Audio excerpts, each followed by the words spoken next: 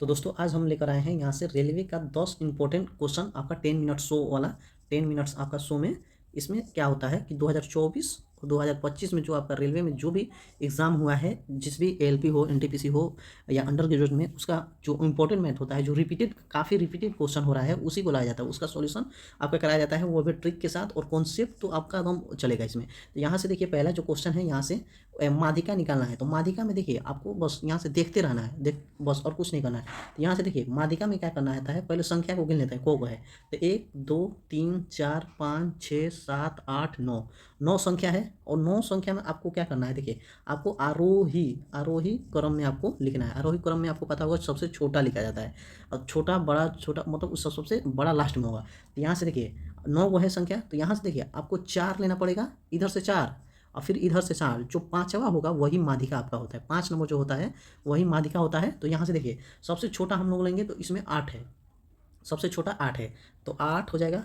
8 के बाद इसमें देखिएगा तो 13 होगा, 13 आपका हो जाएगा। और 13 के बाद आपका 14 होगा, 14 हो जाएगा। फिर 14 के बाद आपका 15 हो जाएगा, 15। तो 4 हो गया इधर से, और यहाँ से जो पाँचवा होगा यही आपका आपका ये माध्यिका हो जाएगा, जो ये पाँचवा होगा। तो 15 के बाद आपको देखिएगा तो यहाँ से देखिएगा तो ये 23 वाला आएगा। तो यहाँ से जो 23 होगा, ये आपका 23, यही आपका माध्यिका हो जाएगा, आपका मीन हो जाएगा, मतलब आपका माध्यिका यही हो जाएगा 23। तो ऑप्शन नंबर आपका ए हो जाएगा।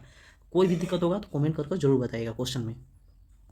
अब यहाँ से देखिए ये आपका 2D का क्वेश्चन है, मेंसुरेशन का क्वेश्चन है। एक बेलन का वक्र पृष्ठीय क्षेत्रफल उसके संपूर्ण पृष्ठीय क्षेत्रफल का आधा है।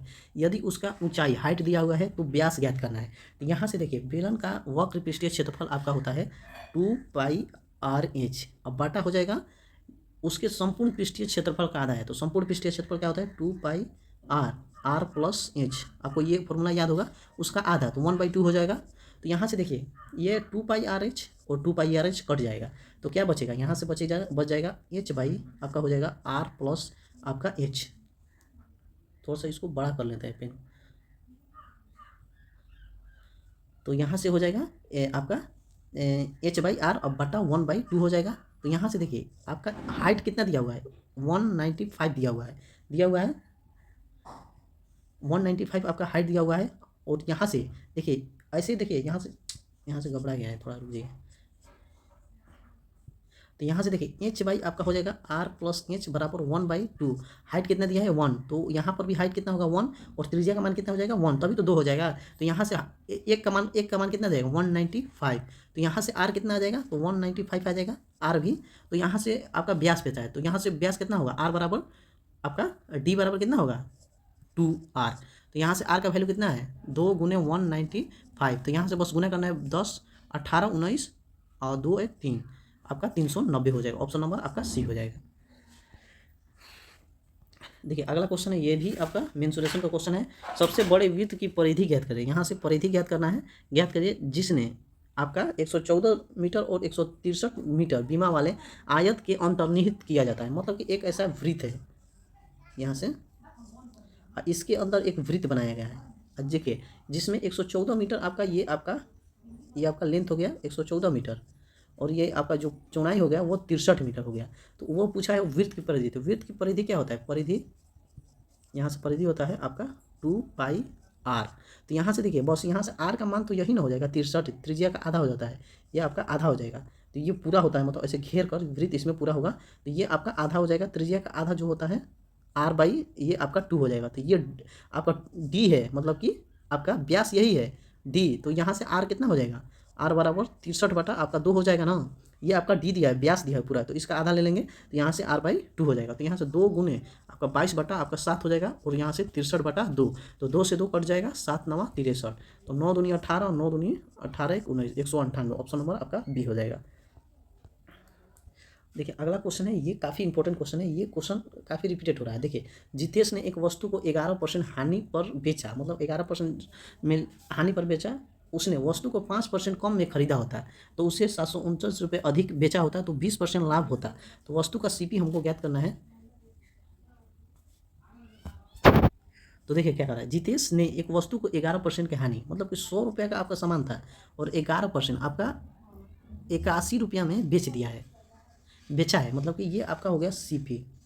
ये आपका एसपी हो गया है ना, 81 रुपये में बेचा है। यदि 5% कम में खरीदा होता है, इसी को जो सीपी में 100 रुपये खरीदा है, अगर एक्चुअल में 5% मतलब 95 रुपये में खरीदा होता है, तो यहाँ से 729 रुपये अधिक में बेचा होता है, तो उसको 20% प्रॉफिट होता है। तो इस पर आपको 95 पर 20% मतलब 6/5 का प्रॉफिट होता है। तो यहाँ से गुना कीजिएगा तो 114 हो जाएगा। 114 रुपये आपका एक्चुअल में वो बेचता, पहले मतलब बेचा है 81 रुपये है।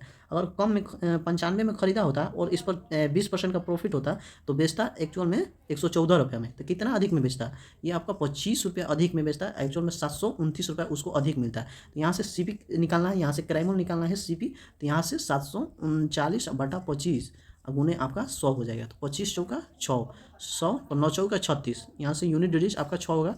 तो ऑप्शन नंबर आपका बी यहाँ से 2956 हो जाएगा।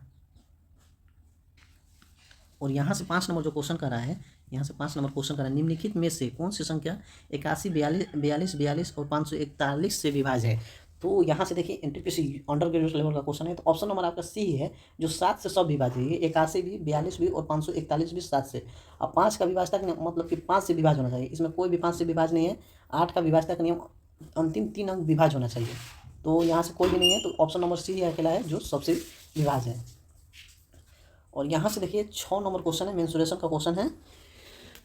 यहाँ से क्या कर रहा है, तो क्वेश्चन क्या कर रहा है, 60 सेंटीमीटर, 45 सेंटीमीटर और 75 सेंटीमीटर भुजाओं वाला एक समकोण त्रिभुज को 60 सेंटीमीटर भुजा के चारों ओर घुमाकर एक शंकु बनाया जाता है। तो शंकु का वक्र पृष्ठीय क्षेत्रफल ज्ञात करना है। तो यहाँ से देखिए क्या करना है इसको, जैसे कि यहाँ से एक आपका ये समकोण त्रिभुज हो गया, 90 डिग्री का होता है समकोण त्रिभुज।